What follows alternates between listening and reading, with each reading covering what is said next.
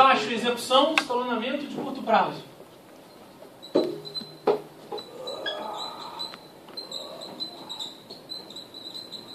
Então, imediatamente fica aqui o clock, né, do computador.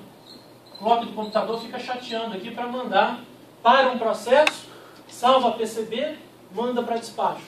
Então, o clock fica ali em cima. E quando você pede entrada e saída, relacionado sempre com eventos, tá vendo? Evento aqui. Então, esse aqui é o escalonamento de médio prazo.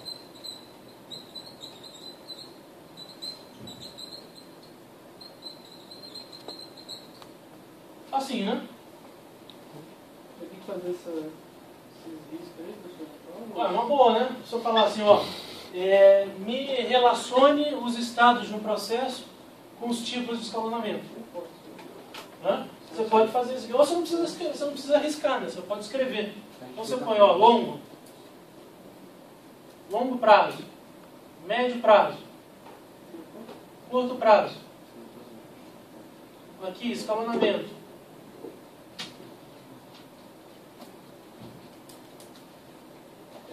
Estados.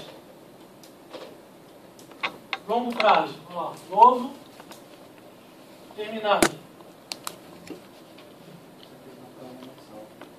Médio prazo, bloqueado. Isso aqui tem na prova mensal, né? Curto prazo, pronto em execução.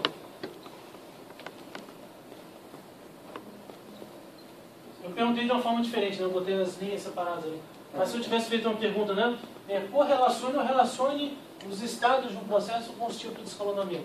Aqui, ó, em 3 linhas você mata. 4 linhas, né? Com uma tabelinha aqui, ó. Resposta correta. Não mais nada. É disso de novo, professor. Hã? É de novo. Vamos ver aí. O pessoal Não captou bem, né? captou bem. Não captou bem. Ó. Tranquilão, hein, pessoal? Só dar uma... O lance é estudar, cara. Dê uma lida, tem as coisas na cabeça, o negócio sai rapidinho. E não precisa se matar de estudar, não. Hein? Só dá uma... 10 horas. Soma 10. Se tem o que? 2 a gente já fez aqui, tá vendo? Agora são 18 só. Né?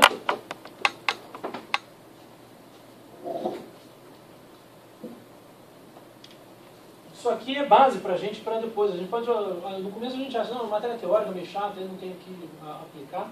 Mas depois a gente começa a correlacionar com coisas que a gente vai ver lá na frente, né?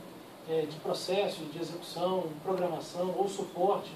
Todas as áreas de computação se relacionam com o sistema operacional. Você precisa dela lá na frente.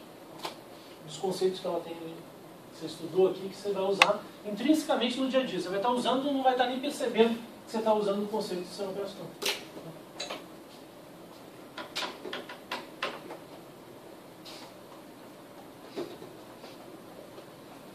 Bom, e aí fechou então com a informação de PCB. Então o processo e thread eles vão se diferenciar através do que você vai salvar de PCB na CPU. Então a PCB na verdade é uma estrutura de dados de processo, mas que é gerenciado pelo sistema operacional. Descreve o processo, mas é de propriedade do sistema operacional. Então na verdade é uma lista de PCBs que você vai ter. Vocês fizeram lá o simulador, né? O lance do simulador. Então o PCB estava lá, né? Era uma lista que você ia passando. Verde, azul, vermelho, né? Os processos. E essa lista, então, ela informava para você o identificador do processo, o estado, as prioridades. Então tem lá no PCB, se você for passando lá no simuladorzinho, essas informações. Contador de programa, ponteiro de memória, ponteiro de dados. Né? Então a gente criou lá, ó, nasceu assim lá, né?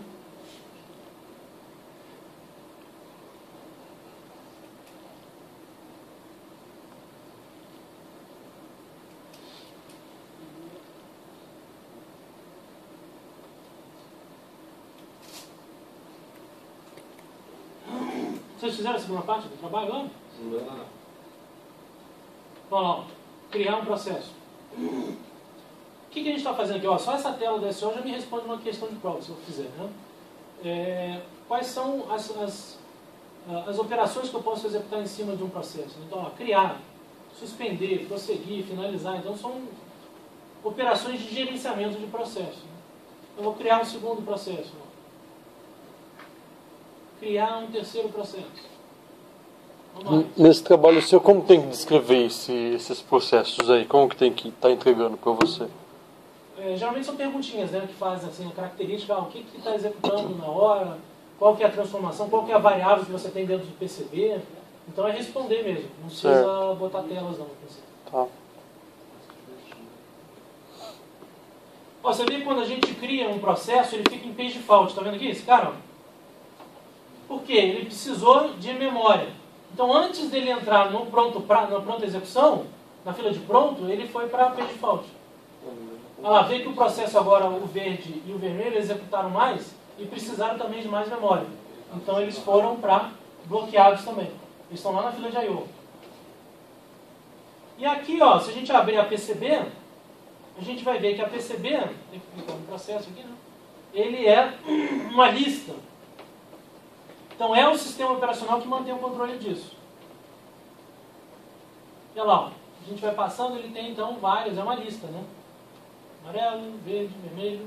E aí você entra e tem informações então de memória, bits de execução, local de onde está na memória, né? O seu processo. E informações aqui de tempo de execução, prioridade, estão todas aqui. Contador de programa, que é o contador de programa. Então cada um tem um contador de programa separado. Então no vermelhinho aqui, ó, vamos ver aqui o roxinho aqui. Ele está com menos tempo de execução. Então vamos alterar a prioridade dele. Ele vai começar a ganhar tempo em relação aos outros. Ali no ponto ele... sim, agora eu tô vendo agora que ele foi para execução que mudou a prioridade. Viu que demorou até ele ser tratado. Porque a gente mudou, ele estava na fila, ele não alterou automaticamente. Quando ele foi para execução, aí o sistema operacional aproveitou e já alterou a prioridade dele. Só que ele é um processo que usa muito I/O, né? Ó, está usando bastante I/O.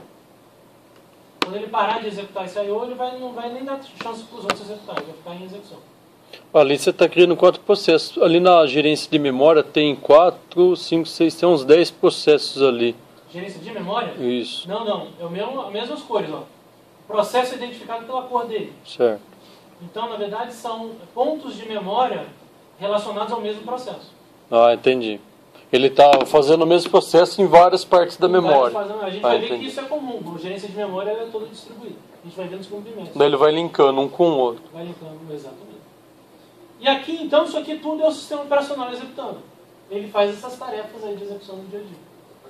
Você tem um ali que é o default no meu lá, que praticamente não apareceu. É porque eu estava usando menos recurso do...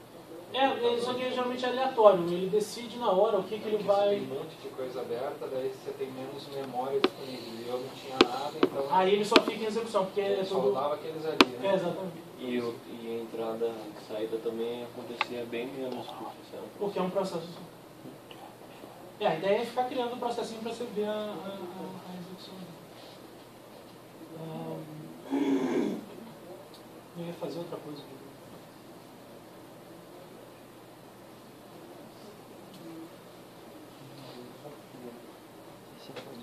Você escolhe o tamanho? Ali? Não. Olha lá. A execução do cara, tá vendo como passou na frente de todo mundo? Aumentei a prioridade. Tá. Eu lembrei. Explicar então a característica. Lembra que a gente falou que os processos eles têm uma característica de executar ou na CPU ou em I/O. Então às vezes o nosso processo ele é mais I/O ou mais CPU. Não existe um processo só CPU. Né? Ele tem característica de executar mais na CPU. Mas ele ainda precisa de recurso de I/O. Só que a característica dele é executar mais em CPU. Por isso que ele é CPU ou I/O. Então se a gente criar um processo só I/O aqui para um disco, aí esse cara, ele vai, mesmo sendo nível 1, ele vai ficar um tempão na fila. Então o tempo dele, olha, ele começa como nível 0, ele provavelmente vai trocar, mas eu não aumentei a prioridade dele. Deixa eu aumentar a prioridade dele. Ele já passou ali para a execução, ó. E esse cara agora vai ficar um tempão em I/O. Você vai ver que ele vai voltar para a execução, vai executar alguma coisinha aqui. Olha lá, ele voltou para a execução, vai executar e já foi para I/O de novo. Tá? enquanto o outro não, o outro está mais executando. E você vê que esse cara, ele acaba travando os processos com prioridade menor. Então você tem que ter um cuidado para escolher a rotina de escalonamento. Essa rotina de escalonamento não está muito legal. Depois tem que trocar aí a rotina de escalonamento. Senhor, no caso esse daí que utiliza mais I/O seria tipo um player de vídeo? Por exemplo, um player de vídeo ou um download, áudio também. né, um download na internet, alguém que está já fazendo instrução de I/O. Bastante instrução de I/O. Aí ele executa pouco no processador E muito de entrada e saída. Mas no caso, Um quando ele, compactador de disco, às vezes. quando ele né? processa, por Um exemplo, fragmentador. ele dá o chute inicial, precisa fazer o download. Aí tem outra parte que não necessita zero do processador, que vai Que vai controlar executando, isso, né? Exatamente. que vai controlando Aí o você pode. download. Aí vem essa história de múltiplos Daí- threads, né? Então ele vai direto da placa de rede direto pro HD. Isso, você tem múltiplos threads, então, ó. Então, um tocador de música. Então, tem uma parte de gerenciamento que é a interface gráfica. Tem lá o botãozinho de wind, parar, né? Parar. Tocar o fast forward lá, né? Que é assim, né? Esse aqui é a parte de gerenciamento. Esse cara não precisa de entrada e saída. Então, ele vai direto em execução de CPU. Esse cara fica preocupado, então, em caçar na internet. Ele vai lá num HTTP da vida, ou em algum lugar que você direcionou para fazer o streaming. Então aqui tem I/O, que é a rede. Se você programou, às vezes, para acessar em disco, por exemplo, baixar em disco, e aí você coloca um DMA, que é uma estrutura de acesso direto, né? Você coloca para disco e isso aqui vai para a memória. E aí você começa a criar o quê? Para não ter um travamento, né? Que às vezes tem travamento, né? Você está ouvindo a música, dá aquela parada. Por quê? Porque ela está esperando a entrada e saída. Então o que você faz? Você faz um buffer e antes de começar a tocar, você coloca dados aqui suficientes para poder não parar a música. E se você depender de entrada e saída, você vai estar lascado. Mas para executar, de qualquer forma, vai precisar de processador. Então vai ser igual a esse daí. Ele vai carregar no buffer e de tempo em tempo ele vai dar um... Isso. Você vê, no começo ele executa bastante entrada e saída. Não esse processo que eu criei por último, não. Esse aqui, que está executando bastante. Tá. Ele fez bastante entrada e saída. O que ele fez aqui? Ó? Digamos que ele criou os buffers de tocar áudio aqui. Então ele baixou grande parte da música e já deixou aqui.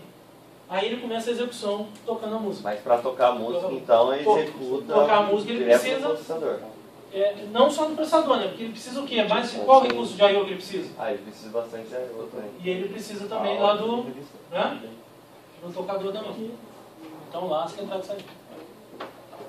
Então A maioria dos processos levam muito entrada e saída. Por isso que o conceito da multiprogramação é importante. Você pode abrir vários processinhos executando. Processo que geralmente executa em memória, aí sim é mais rápido, né? Mas mesmo assim ele precisa de entrada e saída da memória. Você precisa acessar a memória para ter, né, trabalho, informação de trabalho.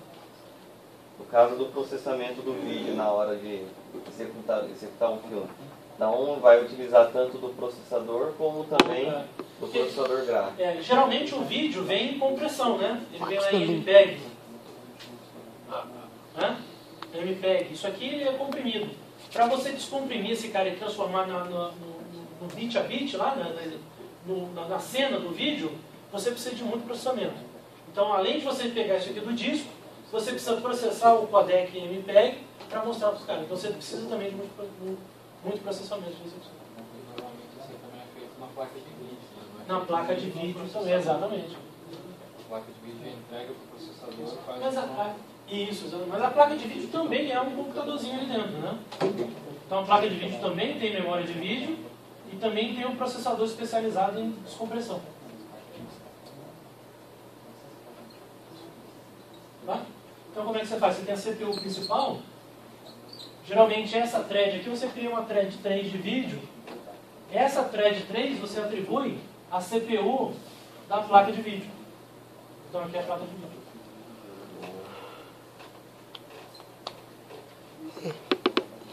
E por isso que os computadores com placa de vídeo separadas, hoje quase todos têm, né? Mas antigamente não tinha, né? Antigamente alguns deles não tinham. Geralmente se não está separada, ela está on board aqui, né? Ela tem um pedacinho aqui que é só o processamento da placa de vídeo. Mas os computadores antigos não tinham isso aqui, e aí o sistema era muito ruim, né? O desempenho era muito ruim. Hoje em dia o processamento é muito mais feito aqui na placa de vídeo, E aí o processamento gráfico é muito mais rápido, muito melhor.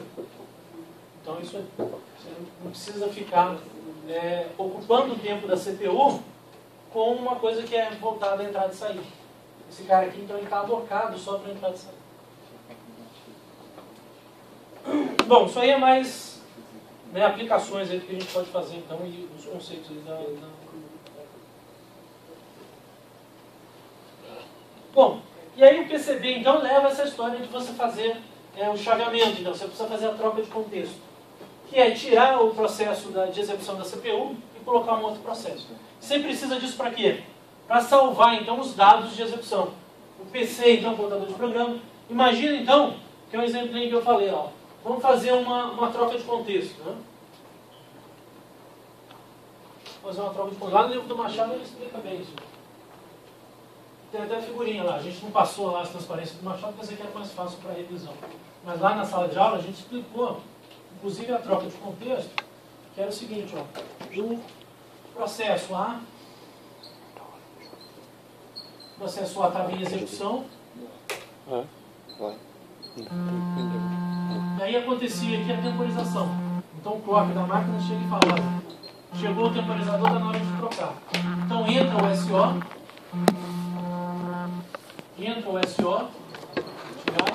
entra o sistema operacional, bem mais fininho junto, para fazer troca de contexto.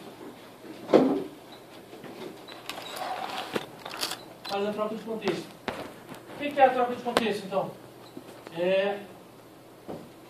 Para o processo A,